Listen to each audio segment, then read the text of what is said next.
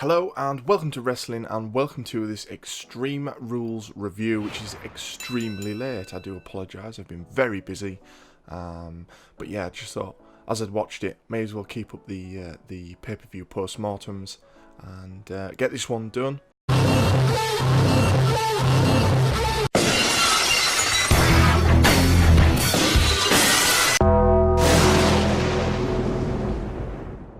So, I skipped the pre-show. We started off with the Graveyard Dogs, as they were called, Undertaker and Roman Reigns. I think they even put t-shirts out saying that on. They were taking on Shane McMahon and Drew McIntyre. So, Shane's on the show again, much to the chagrin of, I think, all of the locker room. They're kind of turning it into a storyline with Kevin Owens, which I'll get to later on. But yeah, to start off, Shane's selling is goofy as all hell, as we've sort of become used to. Some of his selling for some of the moves, oh my god, the facial expressions that he puts on. He's a bit of a goof, isn't he?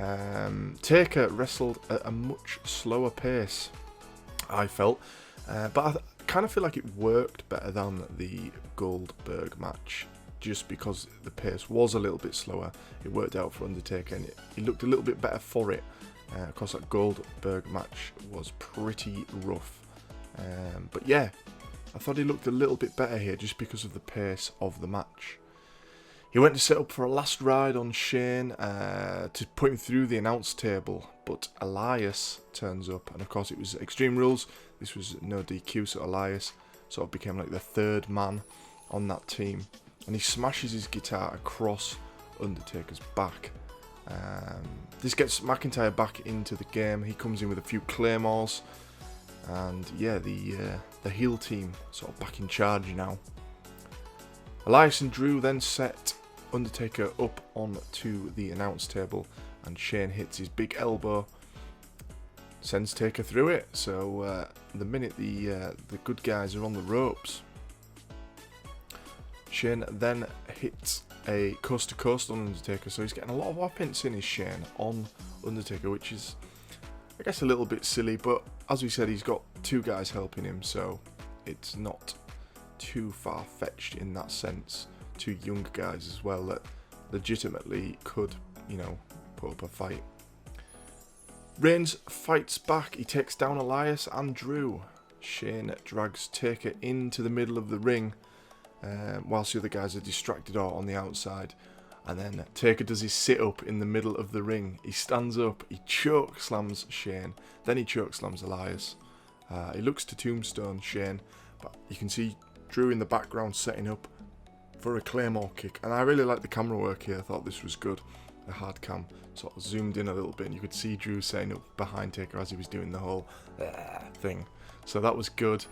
Reigns manages to intercept with a spear, and then Reigns picks Shane up. He kind of throws him over to Undertaker to hit the tombstone, and he did initially struggle to pick Shane up again. I'm wondering if Undertaker needs to drop the tombstone from his arsenal, because he doesn't seem to be able to get it on the first go like he used to. Of course, the guy is getting on now. But anyway, he did hit the tombstone, and the Graveyard Dogs won. It was an okay match, and much better than the Goldberg one.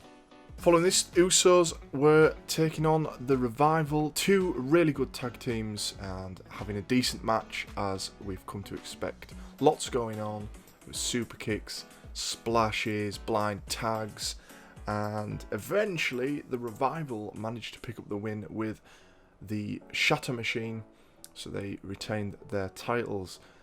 Not much more to say about it other than it was just a good match between two good teams.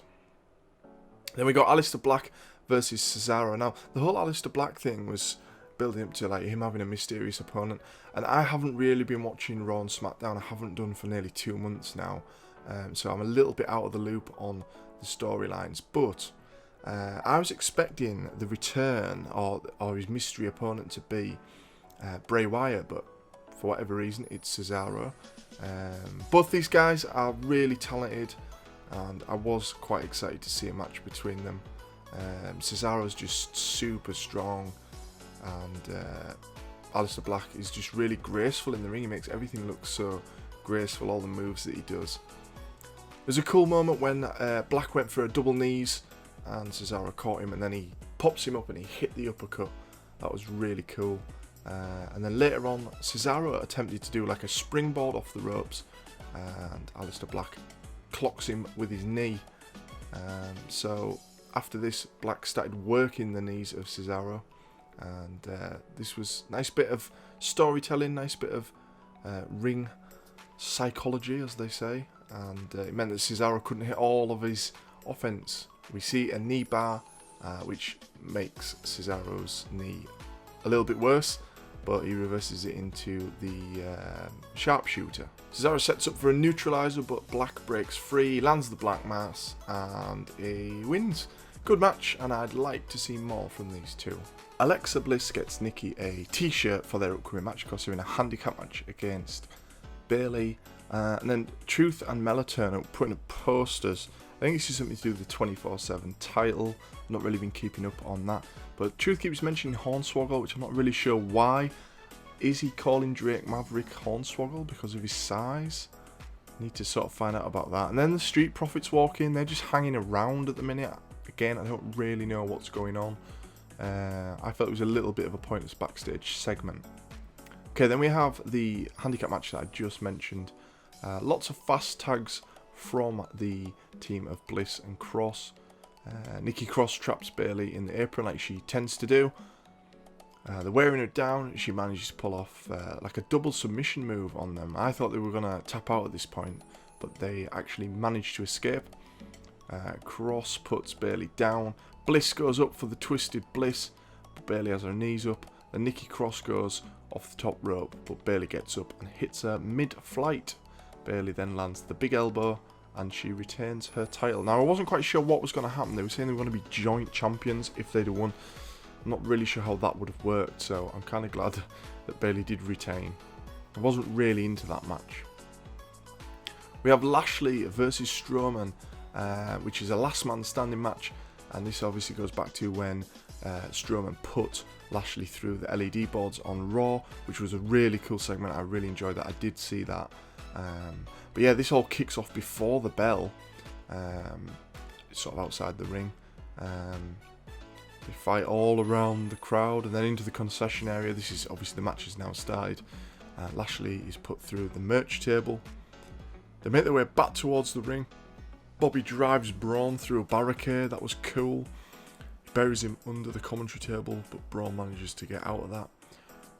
Braun then sent Lashley flying into the international announce table, taking out two of the commentators. That was funny. They tried to scramble, but they got caught. Lashley sends a fan down the stairs into Braun, which obviously I'm assuming was a plant, and not just a general, a member of the general public. That was still quite funny to see. Braun power slams Lashley into sort of a black pit that's sort of up there amongst all the fans. He beats the count by smashing his way through a kind of like a wall, and he makes him the winner because Lashley is down and out. So good stuff. I enjoyed that one. That was a good match. Following this is the SmackDown Tag Triple Threat match. Woods and Bryan get started. Of course, the teams are the New Day of Woods and Big E, Daniel Bryan and Rowan the champions, and Heavy Machinery. Lots of agility-based moves whilst it's Woods and Bryan. Later on, everyone is on the outside. This makes it seem like he's going to do a big dive, but he stops and steps through the ropes and then jumps off the ring edge. That was quite funny. Heavy Machinery land the compactor on Big E. It looks as if they're about to win, but it's broken up. There's a big superplex powerbomb spot with everyone in the corner. It looks like there's going to be a big superplex. But then Big E sort of gets under everyone and sends them, and then there is a superplex. I can't quite remember what happened there, but Daniel Bryan and Big E are left alone. Everyone else is on the outside, I think. LaBelle lock is locked in on Big E. He tries to escape, but Daniel Bryan switches it into like an arm and a leg lock. Eventually, Big E manages to escape, sort of dragging himself along with his, I think it was his right leg? I can't remember. One of his legs, he was like dragging himself along to try and get out of the ring. Of course, there's no rope break. Bryan does a moonsault off the turnbuckle, but Big E catches him, and then Woods manages to tag himself in. They land the Midnight Hour and become your 6-time tag team champions, which means all of the New Day are now champions. And I called this, and this is pretty much the moment when I retained the predictions trophy. Of course, we haven't been doing our predictions videos, but Adam and I have been keeping up with that. We've been letting each other know our predictions, and I'm still the champ. Kayla is about to interview the New Day when Paul Heyman steals the mic and he heads out. Of course, Brock is not scheduled to be on the show. He gives a really good promo, I thought, and he says, you know, that he's from Philly and he's the concept of Extreme. The crowd are loving it. Of course, ECW chants. He says Brock is going to cash in his Money in the Bank contract tonight, and but then he says, am I lying again? Because they've done this a few times, I believe.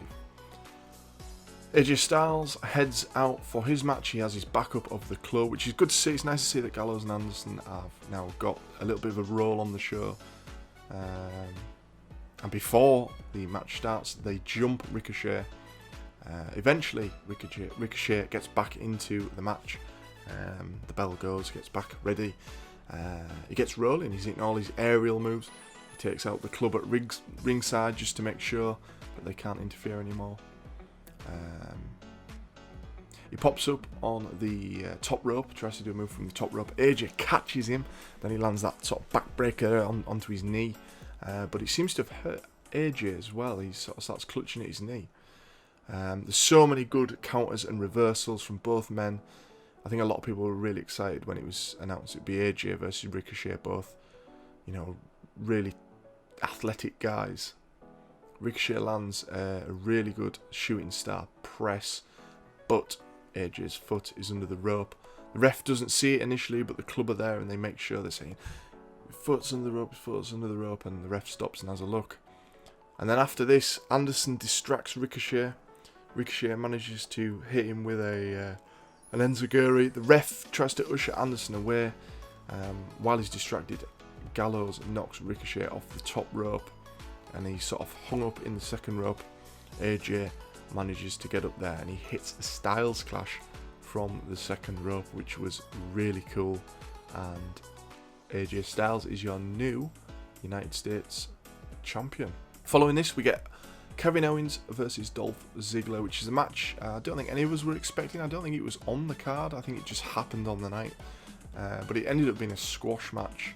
It's just a stunner and a win for Owens. And then he goes off on Shane McMahon.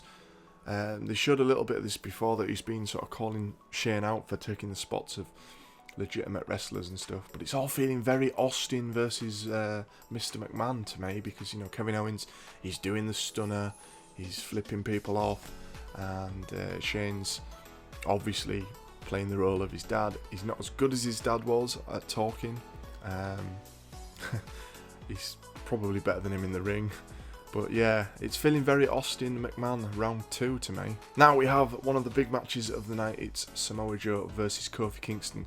And I'm thinking, are they going to have Kofi win and all the New Day are going to have the titles? Joe does a kind of a promo before the match about this, which was good, saying that this isn't going to happen and he's going to take Kofi's title away. He has all of the early running in the match. Samoa Joe's just dominating the match. And Kofi ends up sort of being defiant. He gave him the finger the other day on SmackDown, and he sort of does it again here. They don't show it though, but the commentators alluded to it. It's all going very, it's going away from the PG stuff, isn't it? It feels at the minute. He manages to hit an SOS, does Kofi, out of nowhere, and then he goes for the Trouble in Paradise, but Joe catches him. He gets him in the coquina clutch. Kofi manages to escape by running up to the turnbuckle and flipping off the back, and then he whips Joe into the ropes and hits Trouble in Paradise and wins. It was quite an abrupt ending, actually. I was expecting it to go a little bit longer than it did. But yeah, a good match. I think they should probably run with Samoa Joe, trying to get this belt off him for a while, and as I say, great to see that all the New Day have titles. This is something that I feel that they should do more in WWE, and it does feel like they're maybe starting to do factions, because of course we've got the club. New Day have obviously been around for a while, but yeah, we could do with seeing a little bit more of that. Okay, the main event of the night is this mixed match between Becky and Seth, of course, who are dating, and WWE seem to want to make you aware of that, versus Lacey Evans and Baron Corbin. And it felt very house showy, didn't it, for a main event? Very, very house showy. The ladies start things off, of course. It's mixed match, but it's Extreme Rules, so I'm assuming that meant, well, judging by the match, it means that you can pretty much attack anyone you want, but the pinfall has to be between the same gender. A little bit confusing. Anyway, the ladies start off. Lacey has Seth on her shorts to try and wind Becky up. That's pretty much what they play on to start with, and then they tag out pretty quickly. Lacey later on tries to hit Seth with a kendo stick, but then she gets all flirty with Seth. She sort of gets up all in his face and starts caressing him and stuff, which makes Becky go mental with her own kendo stick. And then Seth gets his own, and he starts attacking Baron with his, and they're just going at it. That was really funny. Corbin starts to get chairs involved, and he DDTs Seth onto one. Becky tags in, goes after Lacey with a chair. She hits her in the midsection, and then Lacey has her own chair, and she drops it right onto Becky's head. Thought, ouch. And Renee was pointing out that she had a goose egg on her head after that. It did land on there pretty rough. They get back in the ring. There's a nice bulldog from Becky onto a chair, and then she hits a Beck exploder onto a stack of chairs. She sets a chair on top of Lacey and does a leg drop, which I can't imagine that feeling great to anyone involved. Corbin saves Lacey as Becky was about to sort of win, I guess. He sort of drags her out of the ring.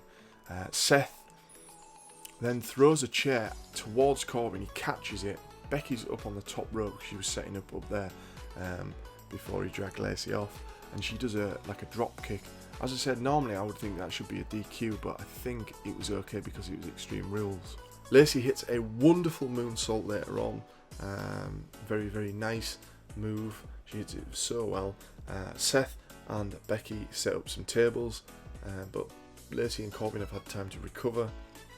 Lacey and Corbin hit Seth with kendo sticks. It's like 2-on-1 with kendo sticks. They hit double choke slams, but it's only for a 2 count. That was a cool moment, I thought. There's a double suplex onto the ramp outside from Becky and Seth. They set up those tables from earlier. Then they do I think Becky's on the top rope, Seth's on the ring edge. No, Seth's on the top rope, Becky's on the ring edge.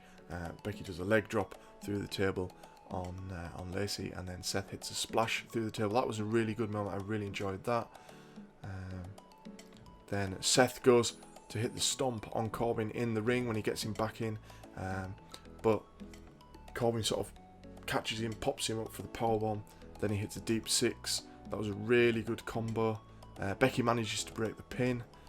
Then the real interesting moment was Corbin hits an end of days on Becky. I was like, oh my god, even the crowd went mad. They were yelling, screaming and booing.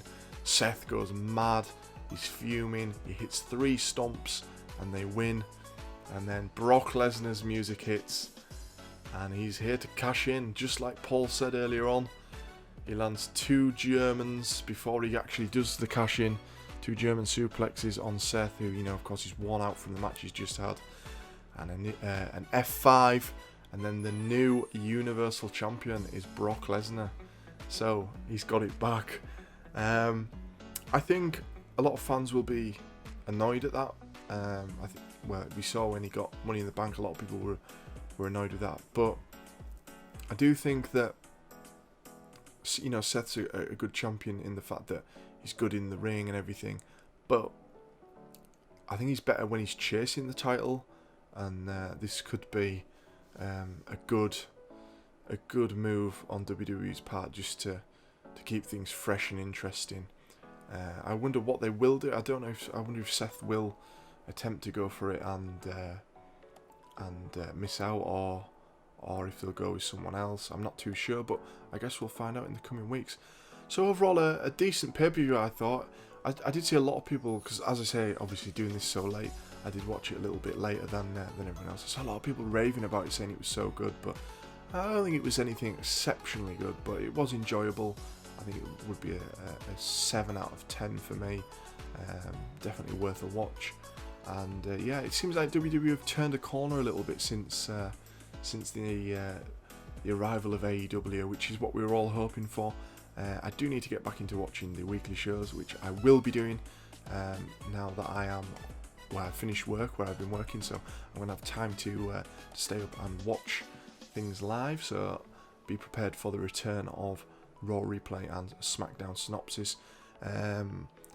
Just a little update on the situation. Of course, obviously, me and Adam normally do these things together, but at the minute he's sort of out of the loop. He's got his own things going on in life, and we're trying our hardest to get things going together. We've got a bunch of stuff filmed for the GM mode, so keep up with that. That's going to go and go and go, probably all year long. And yeah, hope you've enjoyed the video, and see you very soon.